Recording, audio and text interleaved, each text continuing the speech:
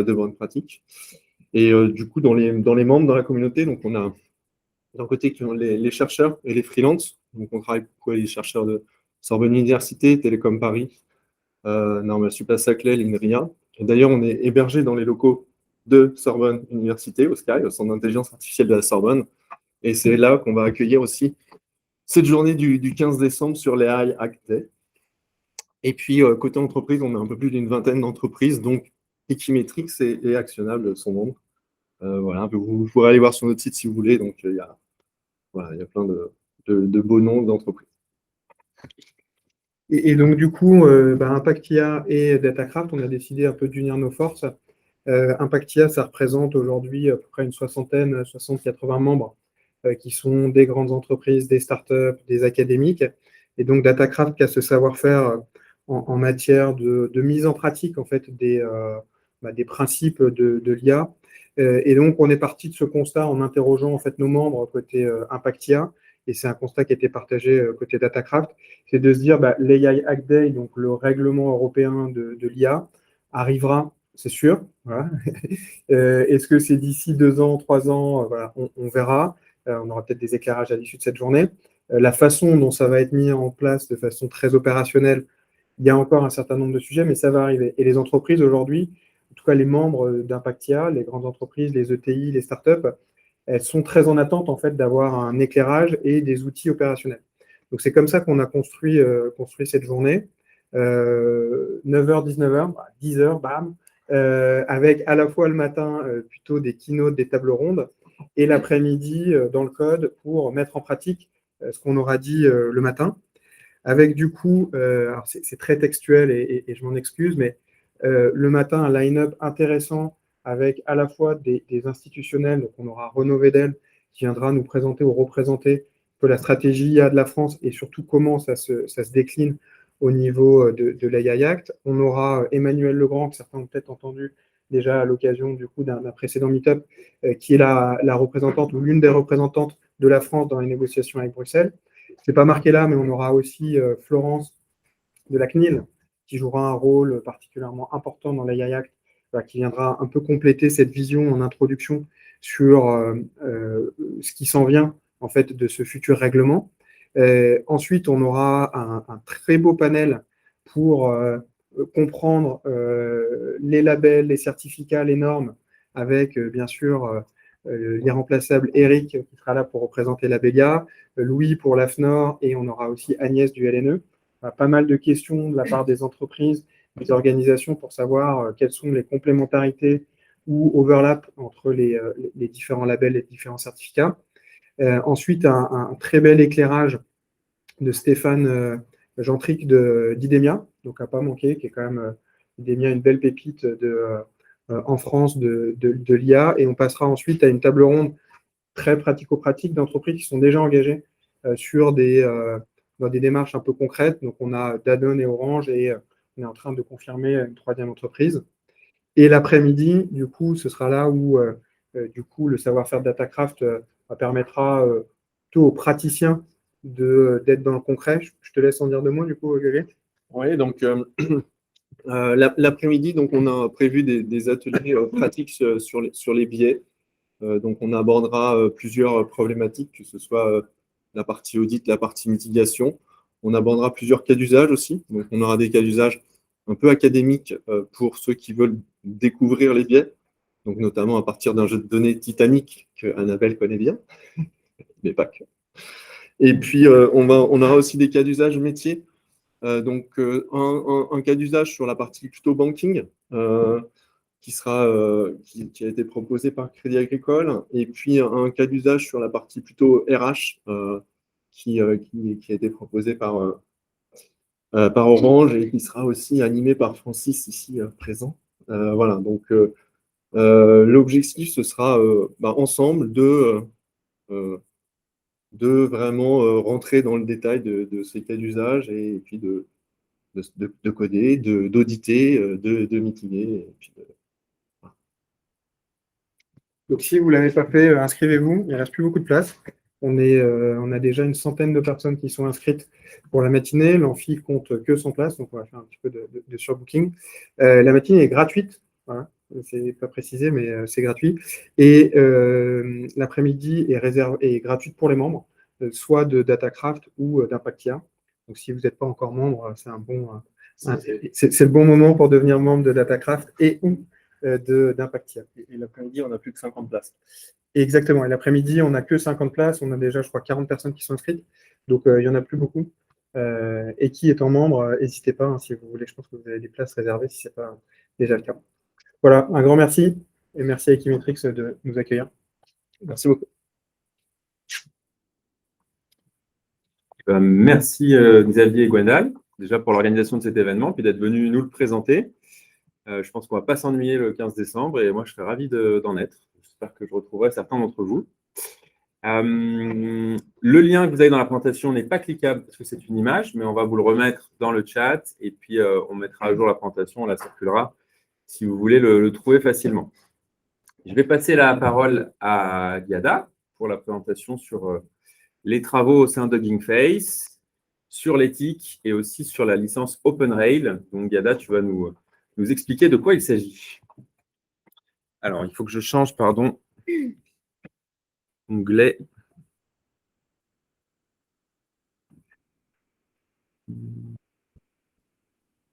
On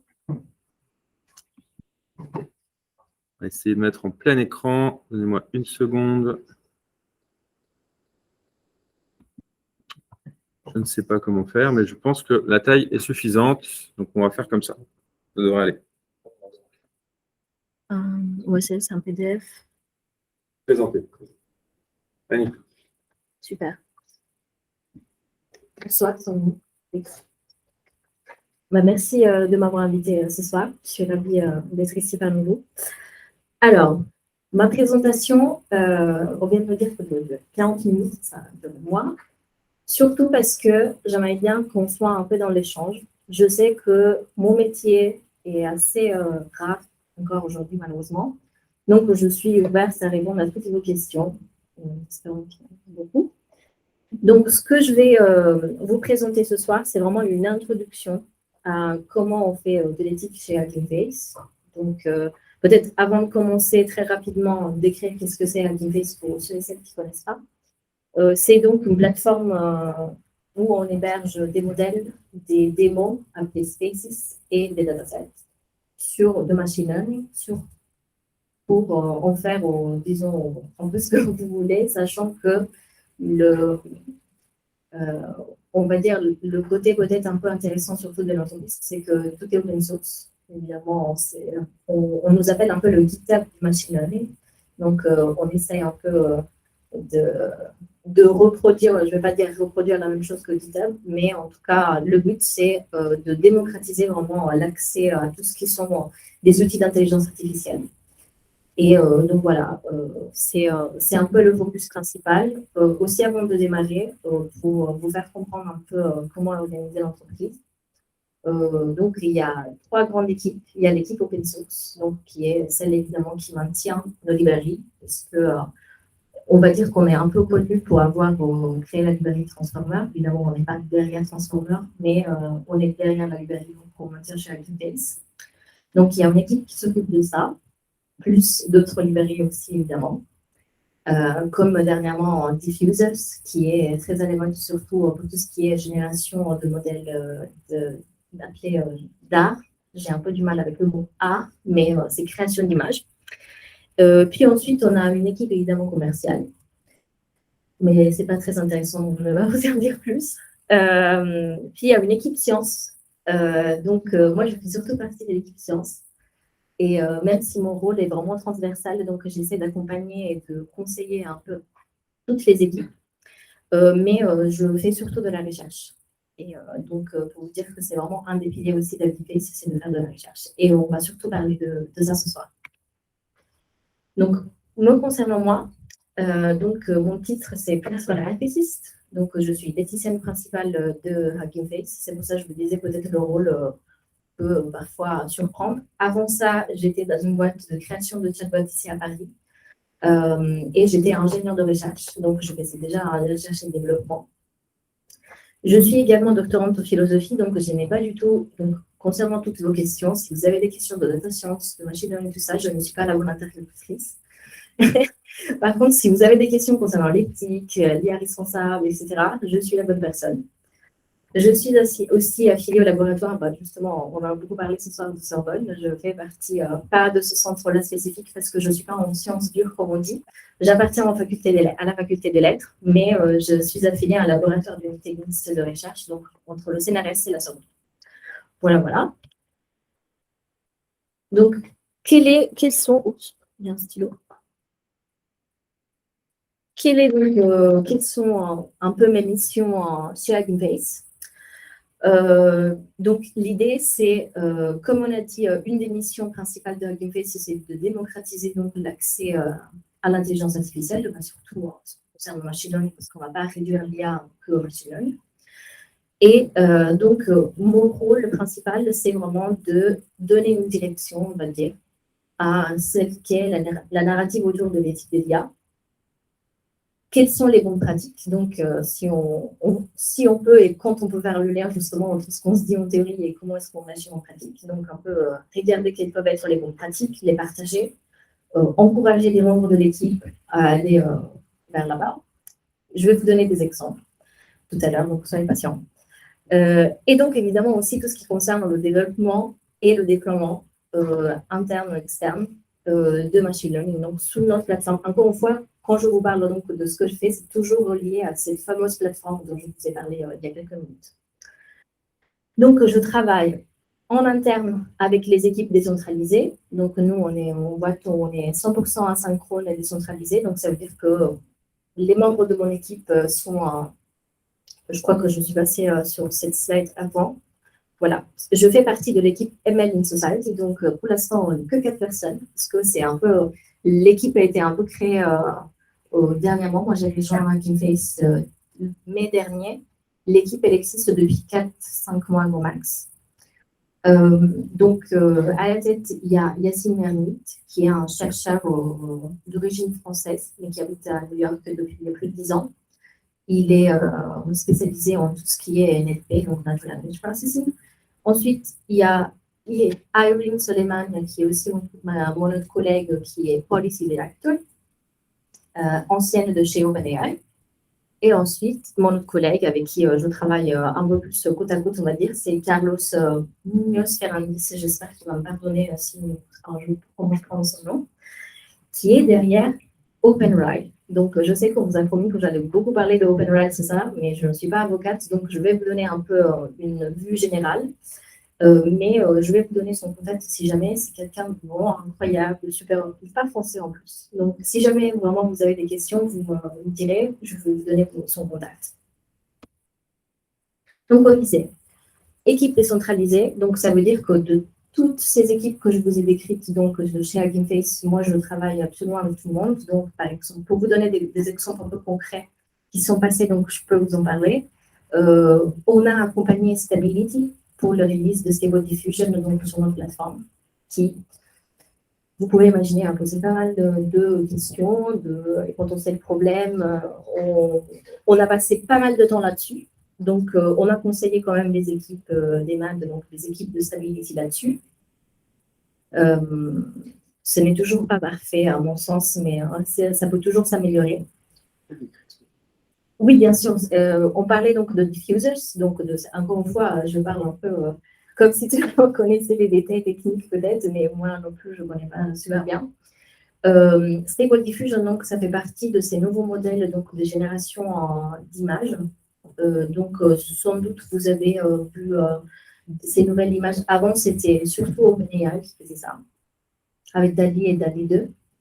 Et depuis, donc, je vous dirais... je crois que c'était fin août dernier. Il y a un nouveau modèle open source qu'on voit. Donc, à chaque fois qu'on est derrière, c'est parce que, évidemment, on peut l'héberger. Donc, ça veut dire que c'est open source parce que sinon, on n'aurait même pas accès, nous non plus, évidemment. Donc, Stable Diffusion a un peu révolutionné, on va dire, la création aussi d'images. On voit avec ses côtés positifs et négatifs, dont on peut en parler tout à l'heure si vous le souhaitez. Mais ils ont le mérite d'avoir open sourcé, si c'est un mot français, ce modèle. Et donc, il est disponible aussi sur notre plateforme et évidemment sur Twitter. Donc, Ça, j'allais en venir donc au point C parce que ça fait partie de ce qu'on appelle les collaborations externes. Donc, on collabore aussi avec des partenaires évidemment en hardware comme Intel et Nvidia. Mais on a des collaborations aussi avec Meta, Google, un peu ces grosses boîtes qui vont dire que lorsqu'ils décident de sourcer quelque chose, nous, on est là pour les accompagner. Et ensuite, le point B, qui pour moi est un peu le plus important, je travaille aussi au côté. Enfin, j'assiste et j'aide aussi quand même toute la communauté qui est autour de Hugging Face, mais qui ne se limite pas à Hugging Face, mais qui est toute la communauté machine learning qui existe dans le monde, donc qui sont sur plusieurs plateformes aussi. Donc, j'essaie d'être à leur écoute et lorsqu'il y a des questions ou des doutes, j'essaie de tout répondre aussi. J'ai un emploi du temps très chargé, tout ça. J'essaie de terminer ma thèse, comme j'ai raconté tout à l'heure. Mais voilà, donc 35% de mon temps donc, consacré à ces collaborations, donc internes et externes, et 65% de mon temps, je fais de la recherche. Donc, on ne peut pas dire vraiment que c'est de la recherche et développement parce qu'on a la chance chez Hugging Face de faire de la recherche aussi qui ne va pas forcément se traduire en tant que produit ou quelque chose qui va être intégré dans le hub. Évidemment, notre vision pour le futur, c'est de faire en sorte que le hub soit le point de référence pour quelqu'un qui veut créer un nouveau modèle et qu'ils aient évidemment aussi à disposition tous les outils pour faire ça de manière responsable.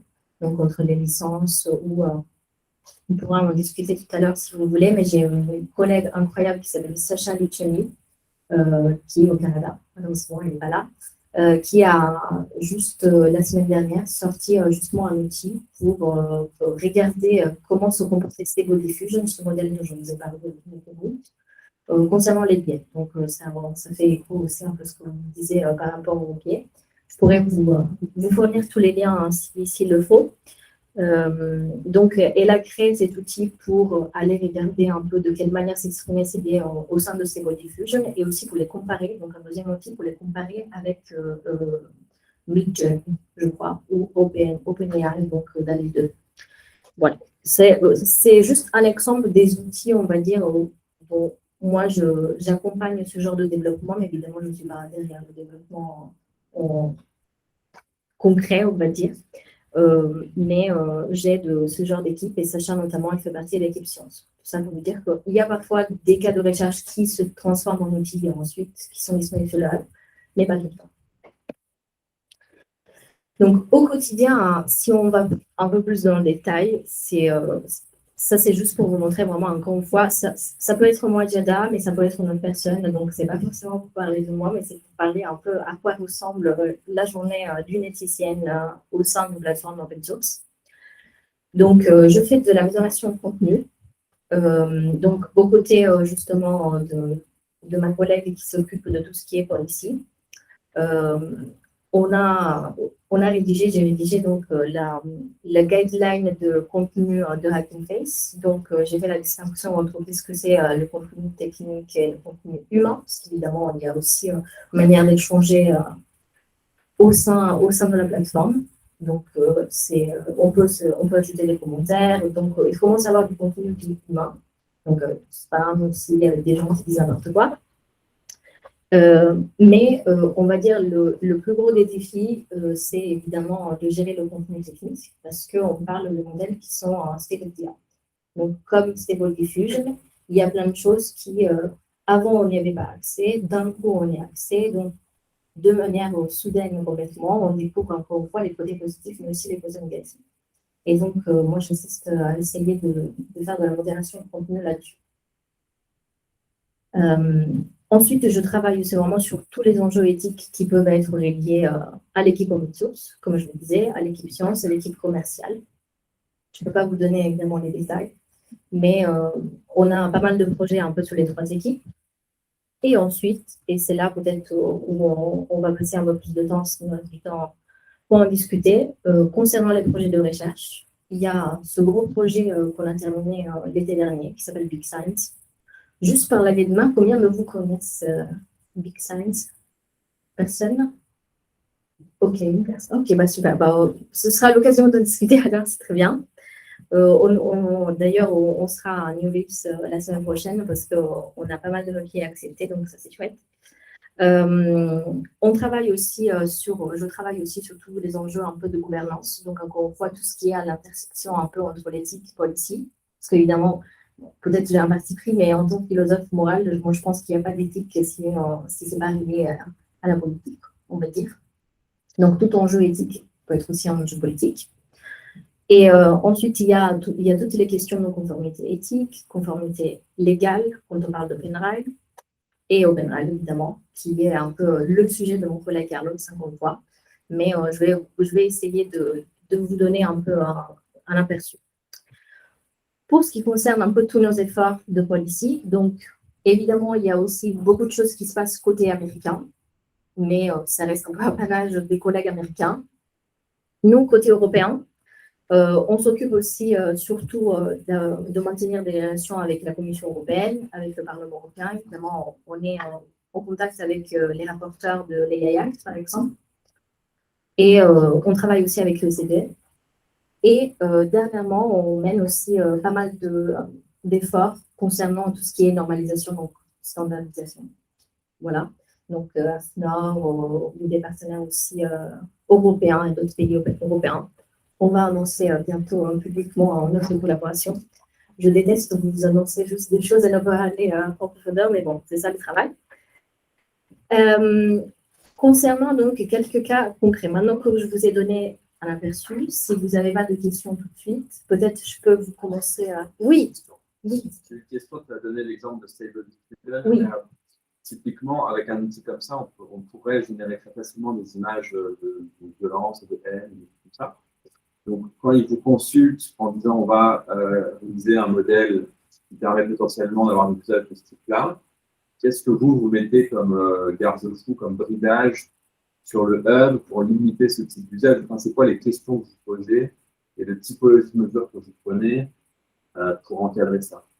Excellente question. D'ailleurs, c'était la question fondamentale, on va dire, parce que si je peux ajouter quelque chose peut-être pour compléter pour le public, une grosse différence qu'il y a entre Stable Diffusion et OpenAI, donc DALL-E 2, même si je crois que juste dernièrement, ces dernières semaines, ils viennent de changer leur content policy, c'est que jusqu'à il y a quelques semaines, sur DALL-E 2, c'était impossible de reproduire par exemple des visages humains, parce qu'il y avait justement des filtres qui bloquaient ça. Maintenant, c'est possible, mais sur Stable Diffusion, ça a été possible depuis le premier jour. Donc, autre que les problématiques que tu soulèves, il y avait aussi les problématiques liées à tout ce qui est deepfake, de reproduction vraiment d'images sans consentement de la personne identifiée. Alors, on va dire que je vais rester très politiquement correcte en disant que Stability, leur philosophie, c'est un peu, si vous avez des problèmes avec ça, allez développer votre modèle, mais c'est un peu compliqué parce qu'on sait très bien que pas tout le monde a accès au même super ordinateur, même données, donc c'est un peu compliqué de se dire ça.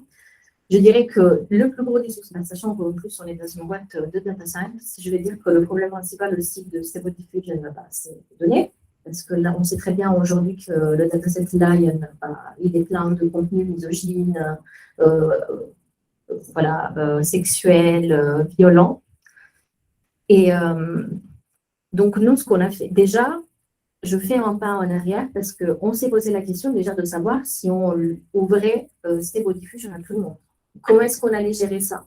Parce que en termes éthiques et légaux aussi, il y a une grosse différence, on va dire, entre une personne qui veut prendre Stable Diffusion et en faire un produit final pour des utilisateurs finaux.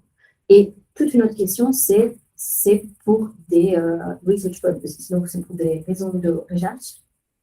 Donc, parce que, par exemple, j'ai eu un collègue philosophe d'ailleurs qui me disait j'arrive plus à utiliser Stable Diffusion parce qu'il y a un filtre qui bloque le contenu, mais moi, j'allais juste étudier tout le contenu violent qu'ils peuvent produire pour un peu le stress test, on va dire. Mais bon, tout ça, c'est un peu en background, on va dire.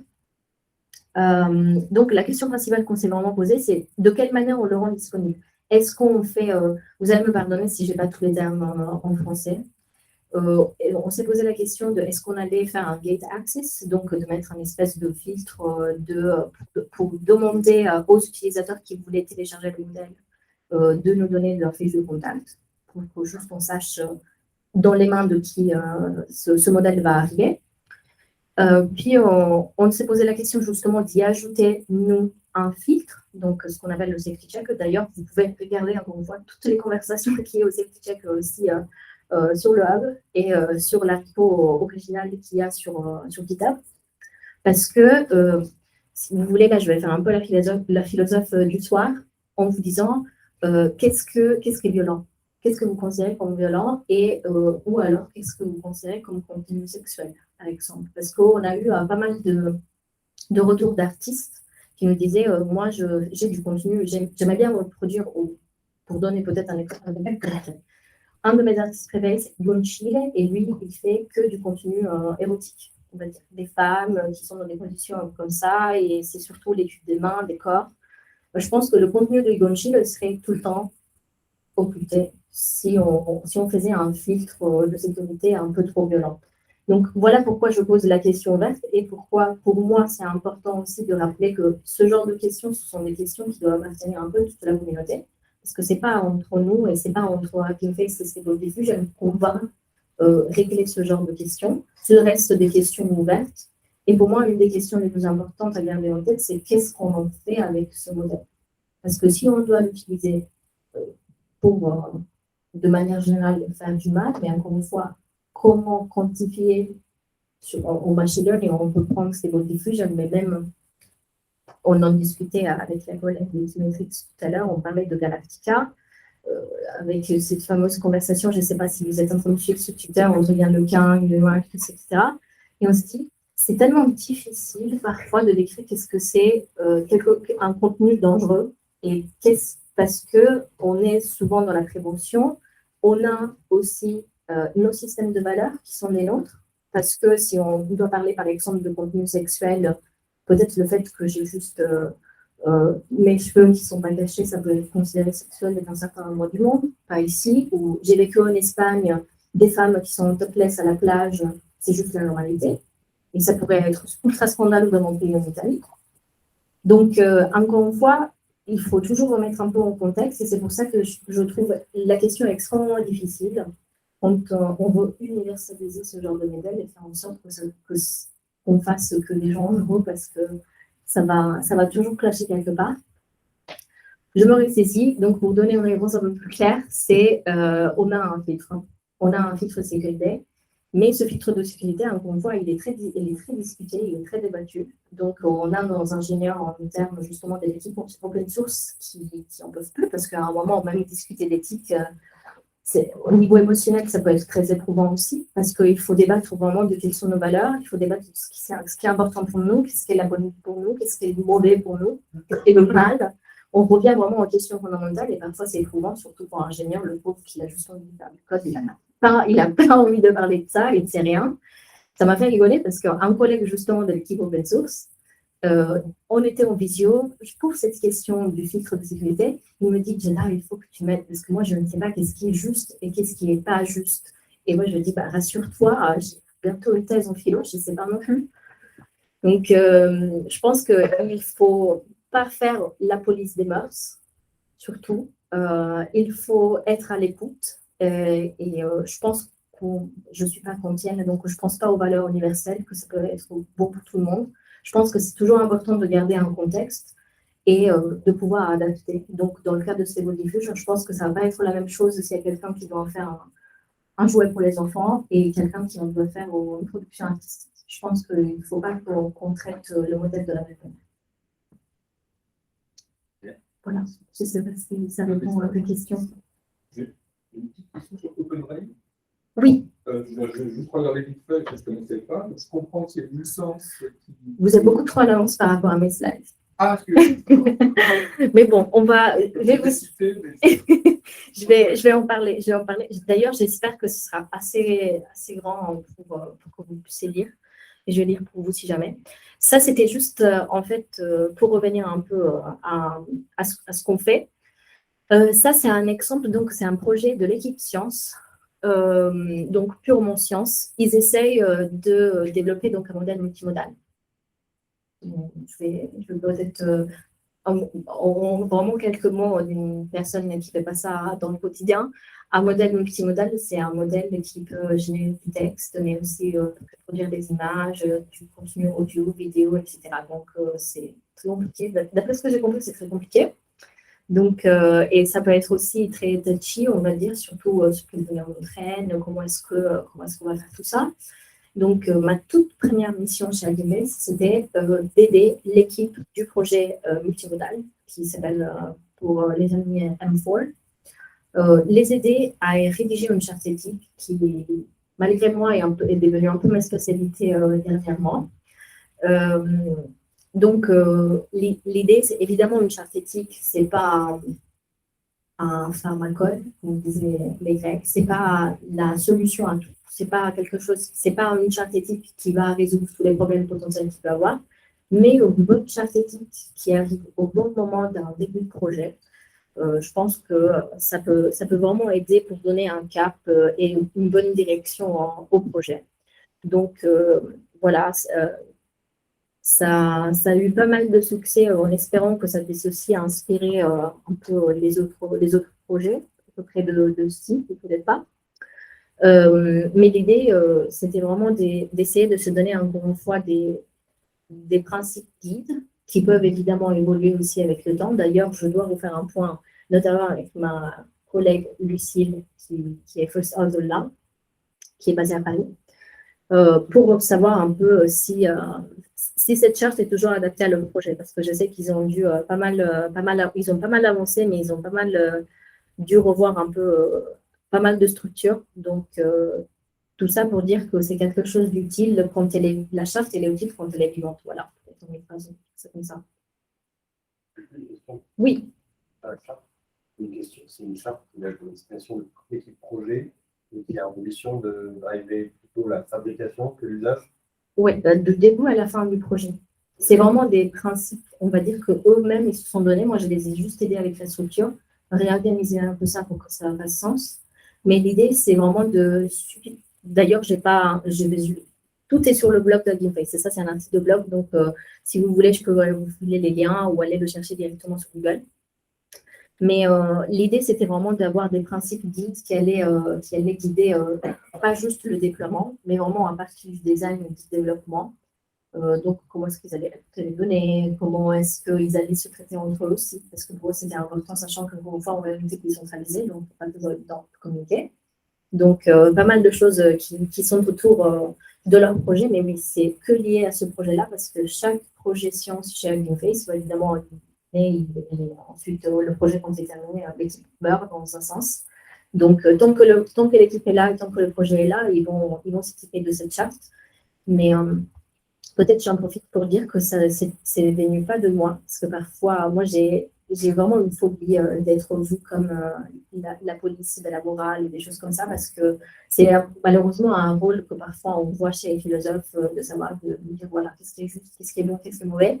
Donc, je préfère plutôt écouter et aller voir s'il y a des problèmes, peut-être donner quelques petits conseils. Mais dans ce cas-là, c'était vraiment eux qui sont venus me voir. Ils m'ont dit on se rend compte que développer un modèle multimodal peut provoquer pas mal de problèmes.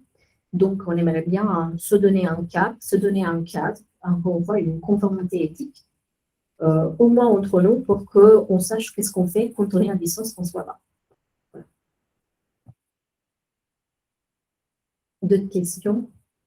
Okay. Une question un peu dans la même veine. Est-ce que tu sais, parce que tu as expliqué que ton équipe et ton poste, vous avez été recruté il y a quelques mois, est-ce que tu sais quels sont les événements déclencheurs ou le raisonnement qui a amené la société à se dire il faut qu'on recrute une éthicienne, un philosophe, pour qu'on monte une équipe autour de ça? Et c'est vrai que c'est très rare, on connaît très peu d'entreprises, même dans de très grands groupes qui ont des grosses unités de recherche. Alors, qui sont divers. Donc, est-ce qu'il y a un événement particulier ou un raisonnement particulier? Alors, je racontais tout à l'heure que, d'ailleurs, peut-être ça fait un bon lien. Bon, je vais vous parler vraiment de ça juste après. En fait, je me suis rapprochée d'Agilent à travers le projet Big Science. Et donc, c'est à ce moment-là où on était tous volontaires. C'était de manière volontaire qu'on faisait de la recherche autour de ce projet dont je vous parlais tout à l'heure.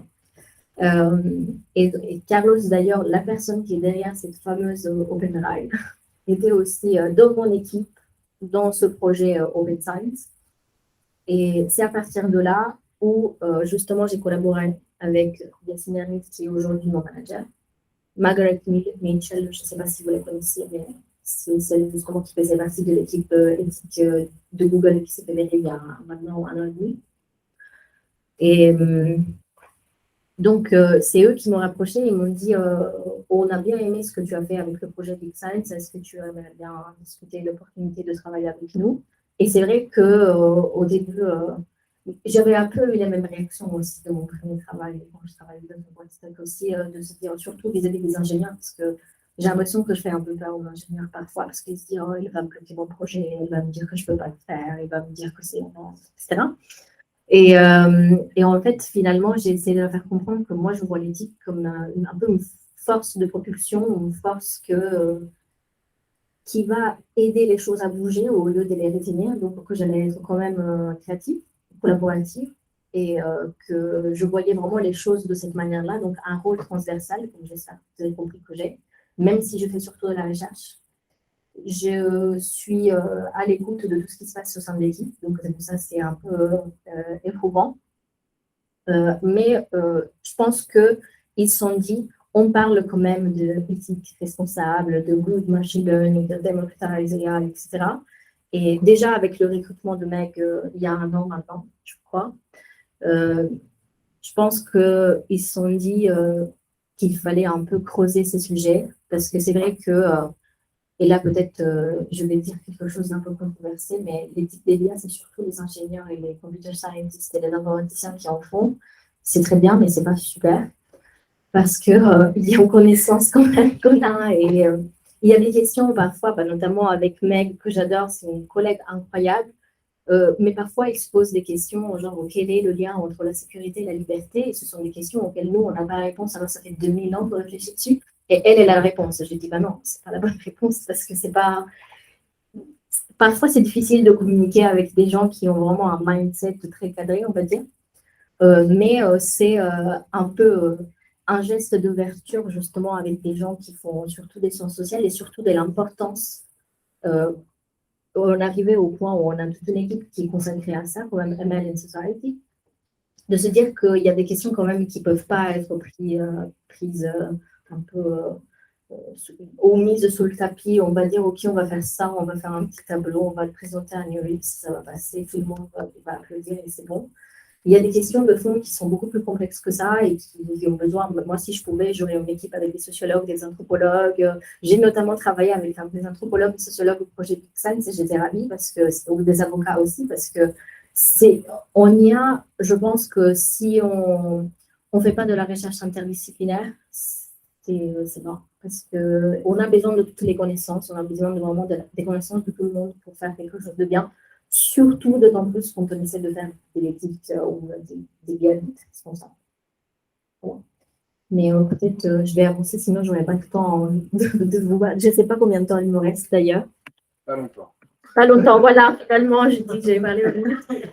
Voilà, Ethics in Society, donc je voulais juste vous parler de ça. C'est un rendez-vous qu'on a hebdomadaire au sein de Hugging Face, qui est un espace incroyable à mon sens parce qu'on dédie 1 heure de meeting. Donc, encore une fois, on est une équipe décentralisée. Donc, nous, notre CEO, Clem, il est là, genre, vous ne devez pas faire de meeting. Les meetings, c'est la mort des entreprises, etc.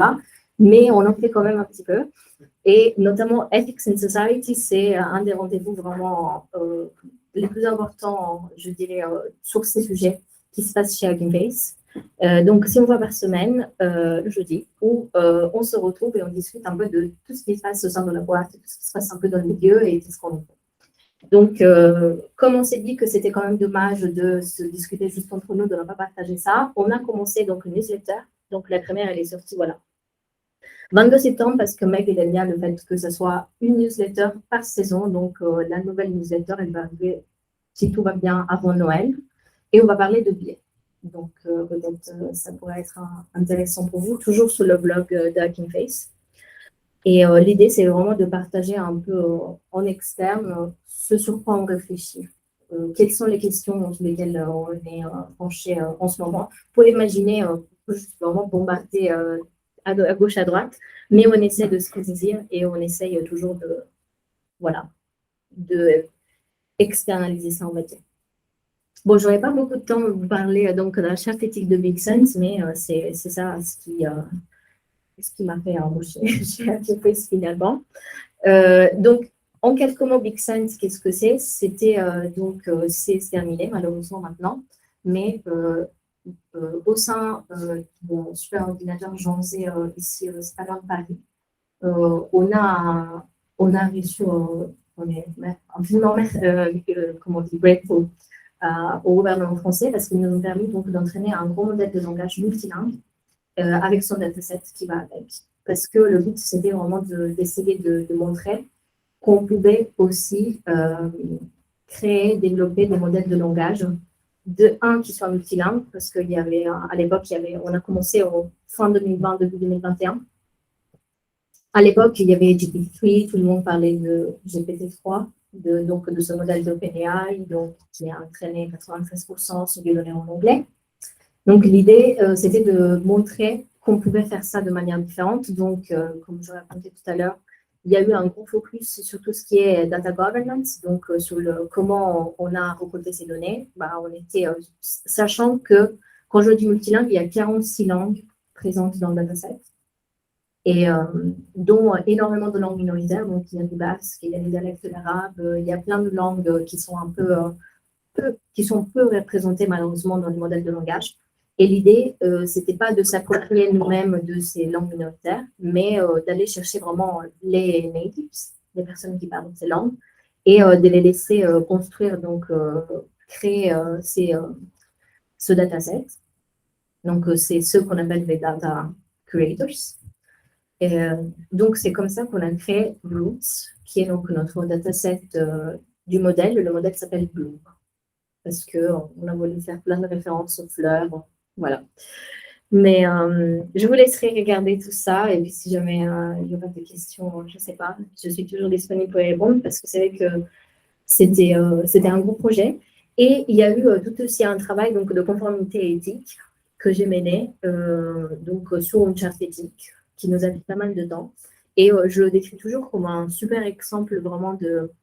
Ça va peut-être pas vous parler, mais d'éthique descriptive, dans le sens où quand on parle, je ne sais pas, des fameuses valeurs qu'on voit tout le temps partout, la transparence, l'explicabilité, la réproducibilité, etc., ça reste toujours très vague. Donc pour moi, c'était très important d'aller demander aux personnes impliquées dans le projet, donc qui étaient derrière l'architecture, pas juste comme moi, que j'essaye de faire de la gouvernance là-dessus, de leur demander vraiment quelles étaient leurs définitions de ces valeurs-là et pourquoi ils pensaient que c'était important.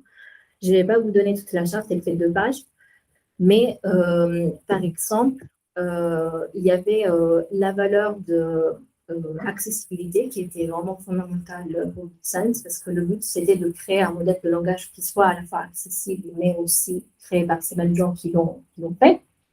Et donc, l'idée, c'était de donner une définition à accessibilité qui soit vraiment cohérente avec le projet. Et par exemple, il y a eu la valeur de multilinguisme qui est venue donc appuyer. Je n'ai pas le temps de rentrer dans le détail malheureusement, mais j'ai divisé donc ces valeurs en valeurs, on va dire, instrumentales et valeurs propres.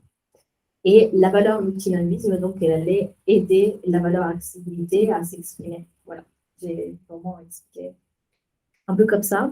Mais ça, c'est ce qui fait partie donc, de la conformité éthique du projet Big Sense. Encore une fois, toujours focaliser que sur le projet. Je n'ai pas vocation à créer la charte éthique des modèles de langage, c'est pas ça.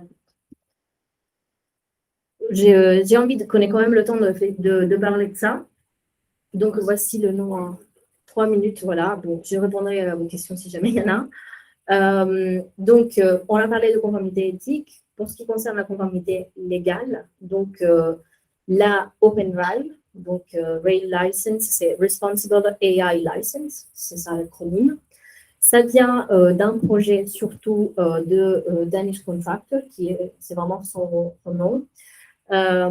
Il travaille chez IBM en Inde et il fait partie aussi de IEEE je ne sais pas si vous connaissez, voilà.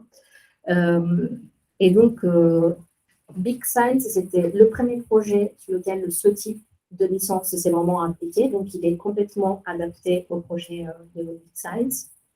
Mais les licences RAL, donc les licences responsables, c'est donc, je tiens à dire ça parce qu'il y a pas de confusion.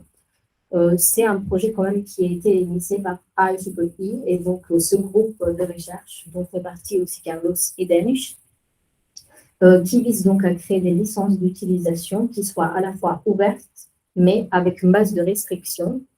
Ça, je m'excuse, vous n'allez sûrement pas le lire, mais donc il y a la licence qui est une licence un peu classique qui décrit, par exemple, dans le cas de Big Science, évidemment, ça décrit un modèle de langage, mais on est en train d'adapter un peu la licence à tous les cas où ça peut s'appliquer. On y a. Et on va dire la nouveauté, la grande nouveauté qu'il y a derrière, c'est le fait qu'il y ait des restrictions en utilisation. Donc, par exemple, on y lit le point A, c'est il faut évidemment que ce soit adapté aussi aux lois nationales et internationales. Je vais vous lire peut-être les points qui sont un peu le plus intéressants, sur lesquels on a bossé ensemble. Par exemple, il y a le point E, qui oblige donc les personnes qui utilisent cette licence à marquer que le contenu généré par le propre modèle d'IA soit déclaré en tant que généré. Pourquoi je vous parle de ça? Parce que si on revient sur ce niveau diffus, un des soucis qu'on avait avec eux, c'est que ils ont fini par l'adopter, la OpenRide, mais il y avait un problème. D'ailleurs, c'est une question ouverte. Il y avait une question ouverte concernant ce point E de cette attachment A de cette licence, parce qu'ils se sont dit, si demain il y a des artistes qui vont faire des concours de génération artistique, de génération d'IA, et qui est à chaque fois un watermark, donc comme vous avez sur Dali ou sur Imagen, où il y a clairement marqué que c'est produit par un modèle d'IA, ça va poser problème. Mais évidemment, si cette use restriction elle est là, c'est parce qu'on s'est dit qu'il fallait que ce soit toujours possible de retracer la personne responsable qui est derrière la génération de ce contenu, que ce soit-il donc des images, des vidéos, de l'audio ou du texte. Donc, dans ce cas, évidemment, de c'est du texte. Parce qu'on imaginait, par exemple, des créations de textes, de faux articles, de fake news, etc.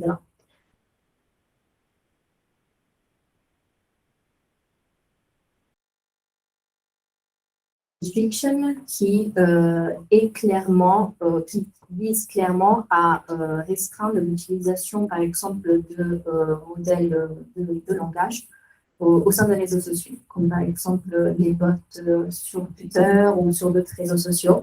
Donc, l'idée, c'était vraiment d'essayer de freiner cette utilisation-là, parce que lorsqu'on parle de génération de texte, évidemment, on parle de plein de possibilités malveillantes, on va dire, mais parmi ces cas malveillants, il y a aussi la génération de contenu de manière un peu du spam, presque. Et je vais conclure sur, je ne sais pas si vous en avez entendu parler, il y a eu aussi un gros cas qui s'est passé via Gamebase, avec GPT-4chan. Est-ce que vous en avez entendu parler? Mais donc, vous racontez cette histoire et je vais m'arrêter là. Donc, il y a un chercheur qui a entraîné un modèle de langage sur 4chan. Donc, le site 4chan. Donc, si vous connaissez, vous voyez de quoi je parle. Si vous ne connaissez pas, tant mieux. Mais c'est du contenu très toxique, on va dire ça comme ça. Et il avait laissé en roue libre sur 4chan pendant 4 jours et il se vantait du fait que personne n'avait reconnu que c'était un robot. Voilà. Donc, vous pouvez bien imaginer pourquoi c'est important d'avoir, par exemple, ces restrictions qu'il y a dans la OpenRide. Et voilà, je vais m'arrêter là. Peut-être, j'espère que je ne sais pas si vous avez des questions, mais merci beaucoup. Merci beaucoup. Il y a peut-être des questions. Ouais.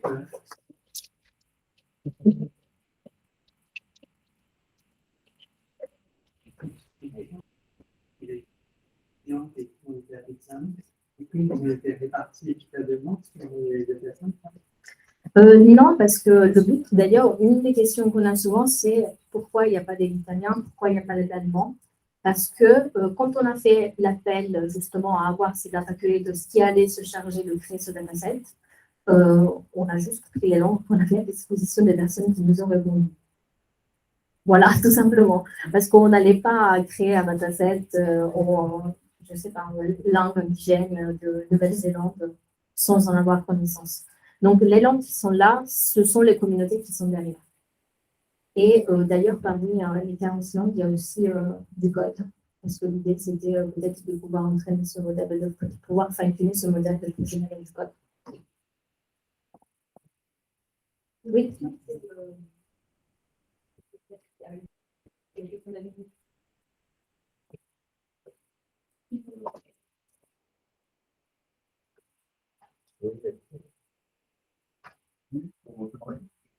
Oui. Là, je n'avais pas vu les 13 articles là. À partir du moment où il y a ces licences, donc juridiques, c'est quelle juridiction qui s'applique et est-ce que ça peut être souvent la juridiction qui s'applique? Je ne suis pas avocate. Hein. Être interprété différemment selon la juridiction. Alors, ça revient un peu, si je peux, peut-être à la question de qui va enforce. On dit ça. Bah, c'est la grande question ouverte, mais j'ai envie de dire c'est la grande question ouverte des licences aussi. Donc, pour Big Science, évidemment, c'est nous. Donc, s'il y a régulation, c'est nous qui allons intervenir. Ensuite, concernant quel type de loi va s'appliquer, bah, ça dépend dans lequel le modèle est présent. Pour vous dire, par exemple, il y a eu des cas où on a dû supprimer un modèle, par exemple, sur le hub, parce qu'il se moquait des chefs d'État chinois. Et comme en Chine, c'est illégal, bah, s'il y a quelqu'un qui nous dit « ça m'embête », et il faut respecter quand même, même si nous, on est une plateforme franco-américaine, bah, il faut quand même respecter à un moment. C'est pour ça que peut-être il y a un lien un peu étroit entre ce qui découle de la morale et ce qui découle un peu du légal, parce que parfois, c'est juste dans le bon sens de se dire « ok, nous, on est pour, je ne sais pas, se moquer de absolument tout », mais peut-être qu'il y a des législations qui ne pensent pas pareil. Ce modèle, par exemple, il est plus disponible en Chine, vous l'avez supprimé. Il est plus disponible sur le hub. Non, mais on n'est pas les gardiens d'Internet. Heureusement, non. C'est juste, quand je parle de supprimer, c'est de notre hub, de notre plateforme. Oui, mais ça veut dire que un texte comme ça, chaque législation, chaque pays, il y a 250 pays, peut dire ça, j'en veux pas, ça, j'en veux pas, à la fin, dans son avis. Ce n'est pas parfait. Hein. Comment? Ce n'est pas parfait. Non, Donc on voit, je ne suis pas. J'ai pas fait d'études de droit, mais oui. Une question de oui. Oui, IME1 a récemment déclaré que le modèle de langage du type de contenait une campagne de désinformation crédible, notamment par l'article déclinant Ouais. Et nous globalement, pas de communication. Pourquoi travailler les rendre plus robustes et responsables dans ce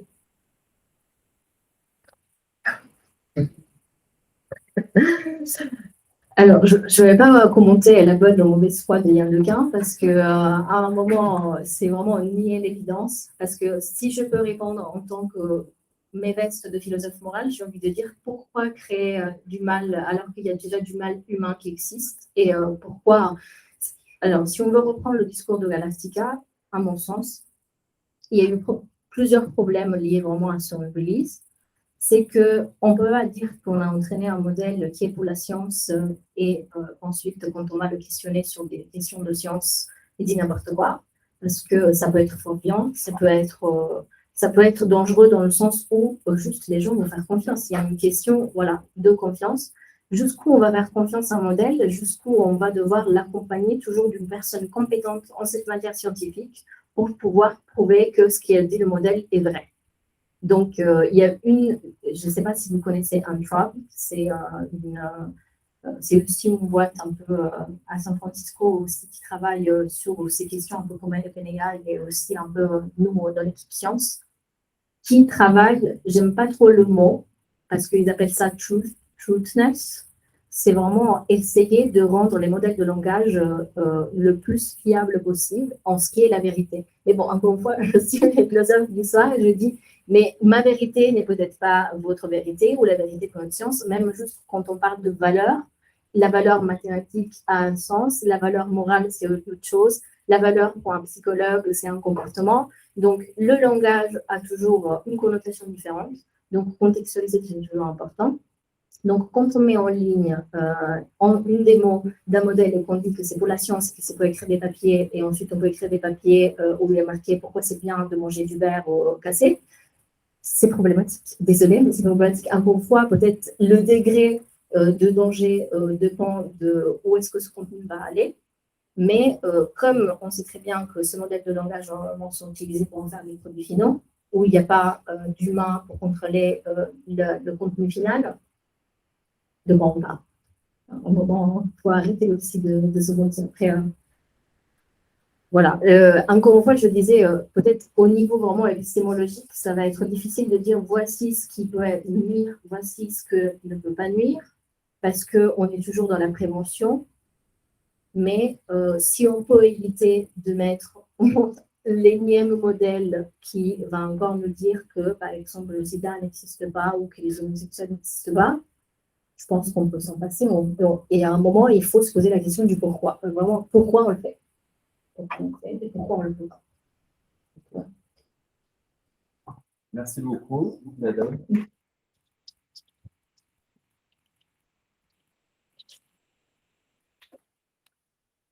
Je reviens à l'autre présentation. Vraiment, merci beaucoup, Diana. Je suis très, très content qu'on ait pu te recevoir et que tu aies pu présenter tout ça. Parce que je me rappelle qu'au tout début de ce meet-up, déjà il y a 3 ans, on avait des meet-up un peu ateliers sur une demi-journée et on avait évoqué plusieurs fois le fait que dans l'avenir, dans les boîtes qui seraient confrontées à des sujets un peu à la pointe de la recherche sur les sujets d'IA, il y aurait besoin à un moment dans le futur qu'elles recrutent des philosophes, des anthropologues pour toucher à ces sujets très compliqués auxquels on ne peut pas répondre comme ça facilement.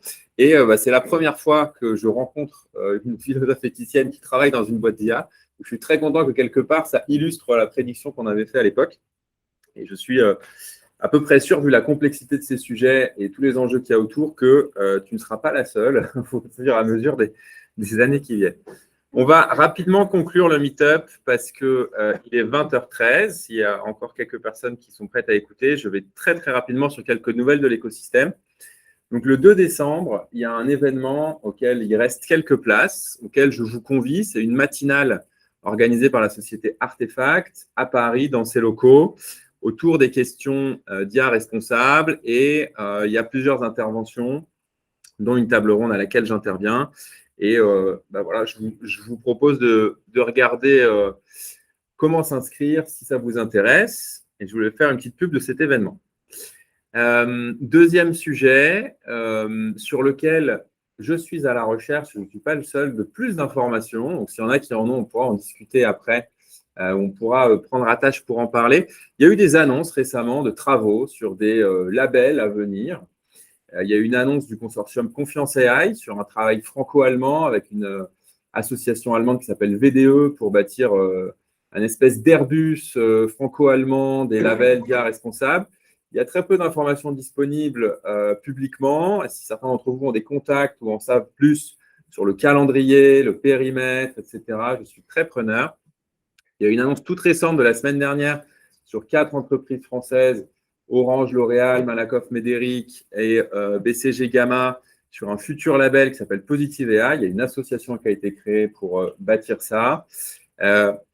Encore une fois, il n'y a pas encore beaucoup d'éléments, c'est tout prêt, mais si vous avez des contacts directs avec les personnes qui travaillent concrètement là-dessus, on est preneur parce que je pense qu'il y a des adhérences à faire avec nos travaux et voir si on peut joindre les forces ou se compléter les uns les autres. La présidente de Positive AI, c'est Laetitia Arsenault. Oui. D'Orange, qui est une de nos clientes, et dans le groupe de travail, il y a aussi BLE. D'accord. Les deux, on les connaît très bien. Parfait. On Bon. va approcher sur le sujet. Ça marche. OK. Je serais ravi de pouvoir en échanger avec toi et peut-être avec eux. Voilà pour les petites nouvelles qu'on voulait partager. Et il y en aura peut-être d'autres que certains d'entre vous ont et veulent partager, mais je vous propose qu'on fasse ça autour du petit temps convivial qui est prévu maintenant. Donc, je repasse la parole à Clément qui a organisé de main de maître ce meet-up ici. avec l'attente quand même.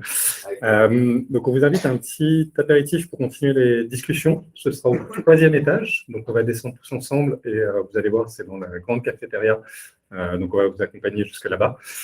Pour ceux qui veulent partir, j'ai une petite information. Et pour ceux qui vont partir après, il faut partir par la rue de Provence, donc de l'autre côté, c'est-à-dire pas du côté de l'accueil où vous êtes arrivé. Mais quand vous sortez des ascenseurs, c'est à droite. Et vous allez voir, il y a une sortie avec des portes en verre et il faut sortir par là. Voilà, sinon on se fait engueuler. On n'a pas tellement envie. Et sinon, merci à tous. Et donc, on se retrouve, on va descendre tous ensemble au 3e. On va vous accompagner.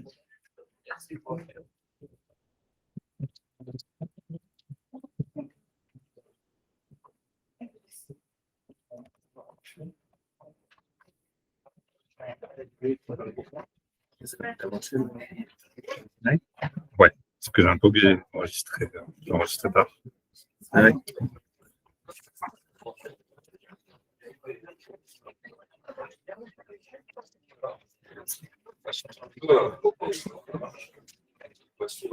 Ouais.